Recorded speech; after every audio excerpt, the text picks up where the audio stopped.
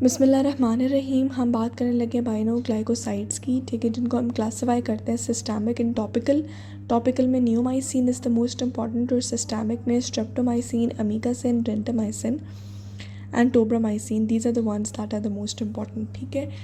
अच्छा, अब इनका एक ब्रॉड स्पेक्ट्रम होता है, ठीक है, लेकिन इनका यूटिलाइजेशन है that is limited because of their टॉक्सिसिटीज़।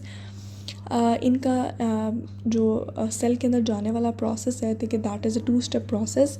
अगर हम ग्राम नेगेटिव सेल की बात करें तो सबसे पहले क्या होता है कि they by the means of porins, क्योंकि आपको पता है कि ग्राम नेगेटिव सेल में there is an outer membrane and then there is peptidoglycan और द ट्रू सेल वॉल, ठीक है।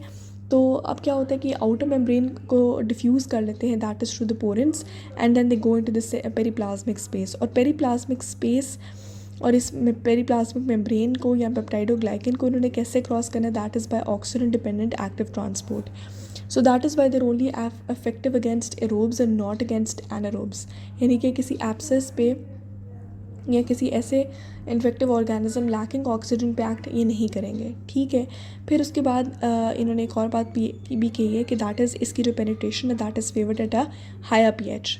फिर उसके बाद इनका एक बैक्टीरियासिडल इफेक्ट है and that is a concentration dependent bactericidal effect. Concentration dependent bactericidal effect का मतलब ये है कि जो इसकी एफिकेसी है दैट इज़ डिपेंडेंट ऑन उसमें ये होता है कि आपके पास जो maximum concentration of the drug है that should be more than the minimum inhibitory concentration, ठीक है। मैक्सिमम कॉन्सेंट्रेशन कितनी ज़्यादा होनी चाहिए मिनिमम इनहिबिटरी कॉन्सेंट्रेशन से? 8 to 10 टाइम्स ज़्यादा होनी चाहिए। अब मिनिमम इनहिबिटरी कॉन्सेंट्रेशन क्या है? मिनिमम इनहिबिटरी कॉन्सेंट्रेशन वो मिनिमम कॉन्सेंट्रेशन है जिस पर बैक्टीरिया की इन विट्रो ग्रोथ नहीं होती है, सीज हो जाती है, ठीक है।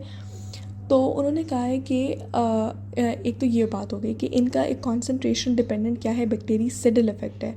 और नंबर 2 उन्होंने कहा है कि इनका पोस्ट एंटीबायोटिक इफेक्ट है, यानी कि जब हमारी concentration of the drug minimum inhibitory concentration से कम हो जाएगी फिर भी they will express an effect that will cause the suppression of bacteria, ठीक है। So what is post antibiotic effect? That is continued bacterial suppression after the drug concentration falls below the minimum inhibitory concentration। अब जितनी larger dose आप देते रहें उतना ज़्यादा post antibiotic effect होगा।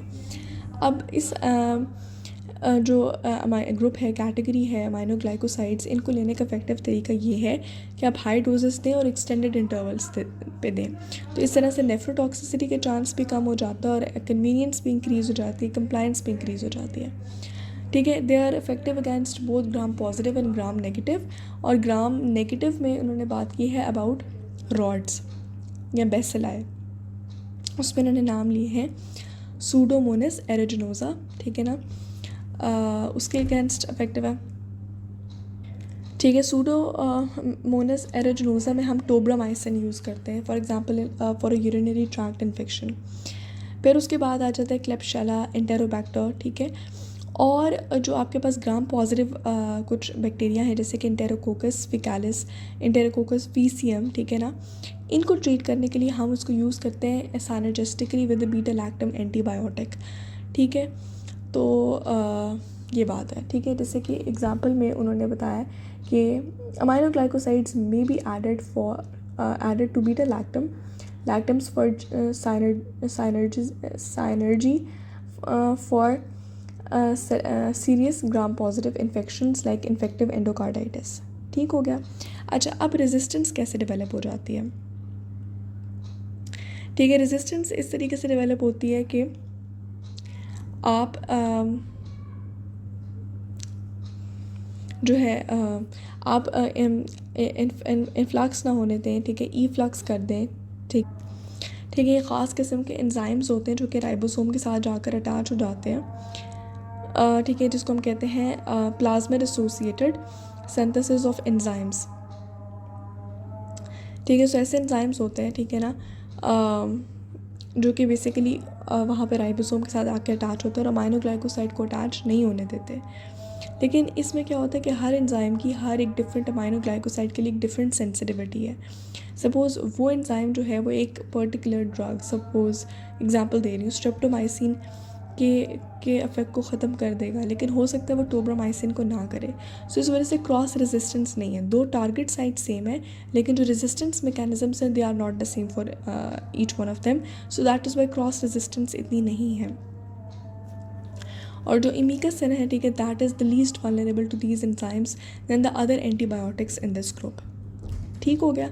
अच्छा, अब अगर इसकी फार्माकोकाइनेटिक्स की बात करें तो ये चूँकि ये इनका पोलर्स और पोलीकेटानिक से स्ट्रक्चर है, इस वजह से इसकी इतनी ओरल एब्जॉर्प्शन नहीं होती। ठीक है, तो हम इसको पैरेंटली देते हैं, लेकिन सिर्फ न्यूमाइसिन एक्सेप्शन है। ठीक है, उसको हम पैरेंटली नहीं देख सकते, उसको हम ओरली या टॉपिकली देते हैं क्योंकि ये बहुत ज़्यादा नेफ्रोटॉक्सिक है। और न्यूमाइसिन का इस्तेमाल क्यों होता है टॉपिकली फॉर स्किन इन्फेक्शंस और ओरली यूज़ हो जाता है प्रायर टू कोलोरेक्टल सर्जरी, ताकि हम डिकॉन्टामिनेट कर दें GIT ट्रैक्ट को। ठीक है, ये बात आगे भी लिखी हुई है नियोमाइसिन के बारे में कि जो नियोमाइसिन है, ठीक है, दैट इज़ ऑब्टेन फ्रॉम पता नहीं क्या, it's a wide spectrum, it is active against most gram negative bacilli and some gram positive cocci. ठीक है, सूडोमोनस ये इतने सेंसिटिव नहीं है, it is toxic to the internal ear and to the kidney. इसको हम सिस्टेमिकली यूज़ नहीं करते, ओरल और टॉपिकली यूज़ करते हैं।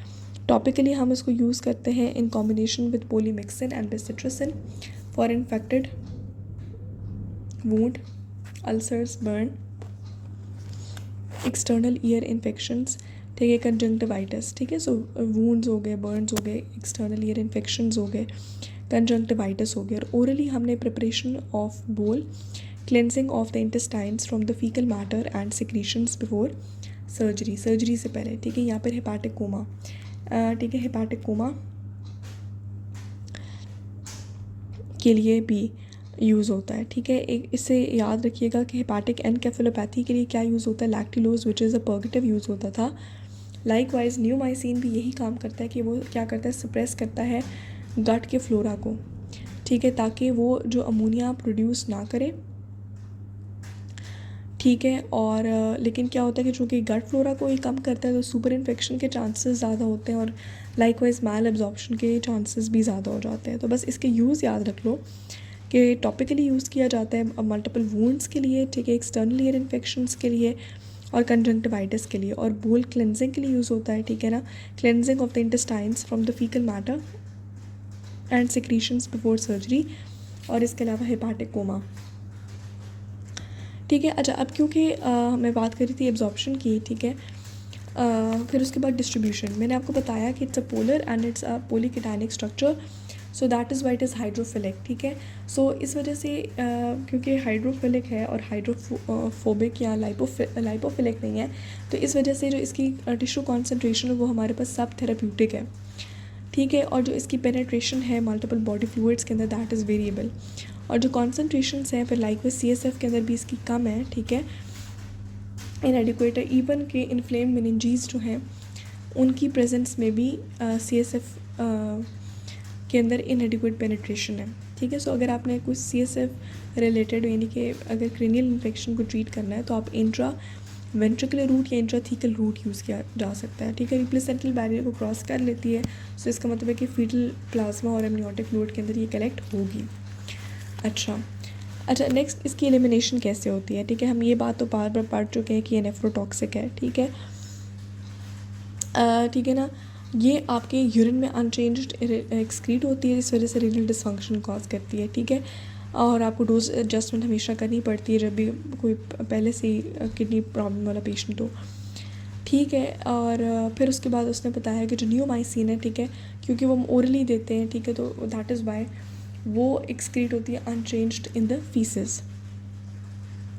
अच्छा, अब इसके एडवर्स इफेक्ट्स में ना, मैंने ऊपर यहाँ लिखे थे कहाँ पे, यस, इसके एडवर्स इफेक्ट्स में ज़्यादा प्रेफरेबल ड्रग्स जो है वो इंकोमाइसिन या थर्ड जनरेशन सेफेलोस्पोरिन्स हैं, क्योंकि ये सेफर ड्रग्स हैं।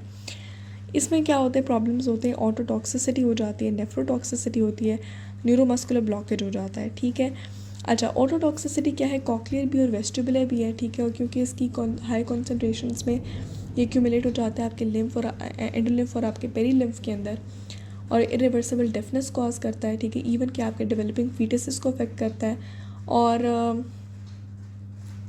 अगर आप इसको ख़ास तौर पे तब ऑटोटॉक्सिसिटी होती है जब इसको कॉन्करेंटली अदर ऑटोटॉक्सिक ड्रग्स के साथ यूज़ करें, जैसे कि सिस्प्लैटिन या लूप डायूरेटिक्स, ठीक है। और वर्टाइगो किन के अंदर होता है? वर्टाइगो जो है that is basically in adverse effect of streptomycin के स्ट्रेप्टोमाइसिन की वजह से वेस्टिबुलर डिस्टर्बेंसेस या ऑडिटरी डिस्टर्बेंसेस ज़्यादा वेस्टिबुलर डिस्टर्बेंसेस होते हैं, ठीक है। सबसे लोएस्ट नेफ्रोटॉक्सिसिटी वो भी स्ट्रेप्टोमाइसिन की है। हाइपर सेंसिटिविटी रिएक्शंस भी रेयर है।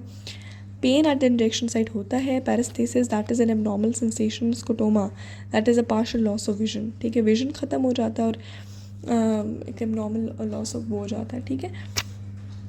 अच्छा, उसके बाद हमारे पास क्या आ जाता है? दैट इज़ नेफ्रोटॉक्सिसिटी हो जाती है, जो कि इनिशियली रिवर्सिबल और फिर लेटर इरिवर्सिबल हो जाती है। उसको हम क्या कहते हैं? एक्यूट ट्यूबुलर नेक्रोसिस कहते हैं, ठीक है। और उसके बाद न्यूरोमस्कुलर पैरालिसिस में वो बताता है कि इसकी वजह से प्रॉब्लम होता है, ख़ास तौर पर अगर आप इसको हाई डोजेस पे ले रहे हो over a short period of time, या फिर अगर उसको आप कंकरेंटली यूज़ करो विद न्यूरोमस्कुलर ब्लॉकर्स। और एक पेशेंट है, ठीक है, वो मायस्थीनिया ग्रेविस के साथ है, तो वो ख़ास तौर पर रिस्क पर है। लेकिन अगर आप फ़ौरन ही कैल्शियम ग्लूकोनेट दे दें, ठीक है, या न्यूस्टिग्मीन दे दें, ठीक है। न्यूमाइसिन और न्यूस्टिग्मीन में ज़मीन आसमान का फ़र्क है, ठीक है। न्यूस्टिग्मीन दे दें, that can reverse the block that cause neuromuscular paralysis. और इसकी वजह से एलर्जिक रिएक्शंस में क्या आ जाता है? Contact dermatitis, and that is a common reaction to the topically applied neomycin. क्या है हमारे पास? कॉन्टैक्ट डर्मेटाइटिस, ठीक है। ये किसकी वजह से होता है? Neomycin which is topically applied, ठीक है। अच्छा, अब क्या क्या रह गया? स्ट्रेप्टोमाइसिन अक्सर कैनामाइसिन के साथ कॉम्बिनेशन में यूज़ होता है, ठीक है। ये ट्यूबरक्लोसिस को ट्रीट करने के लिए यूज़ होता है। इसके अलावा सब एक्यूट बैक्टीरियल एंडोकार्डाइटिस, प्लैग एंड टेलुरीमिया, ठीक है। टेलुरीमिया एक बड़ा इंटरेस्टिंग सी चीज़ है कि जो लोग हंटर्स जो जानवर पकड़ के खाते हैं, वो अक्सर क्या करते हैं कि जब उसकी स्किन को पील ऑफ करते हैं, जो शिनवारी होता है, ठीक है, वो बेसिकली ये होता है कि जब आप उसकी स्किन को पील ऑफ करते हैं तो उसके एब्डोमिनल कैविटी में से इन्फेक्शन जो है वो आपके रेस्पिरेटरी रूट से आपके लंग्स तक ट्रांसमिट हो सकता है। That is characterised by ulcers at the site of infection, fever and loss of weight. So basically streptomycin is used to treat TB, it is used to treat tularaemia, ठीक है, and it's used to treat subacute bacterial endocarditis and plague, ठीक है।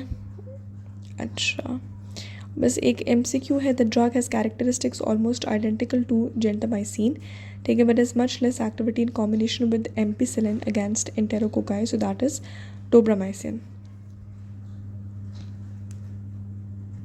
ठीक है। तो हमारे पास कौन सा ऐसा ड्रग है, ठीक है, एम्पिसिलिन जेंटामाइसिन के साथ यूज़ होगा,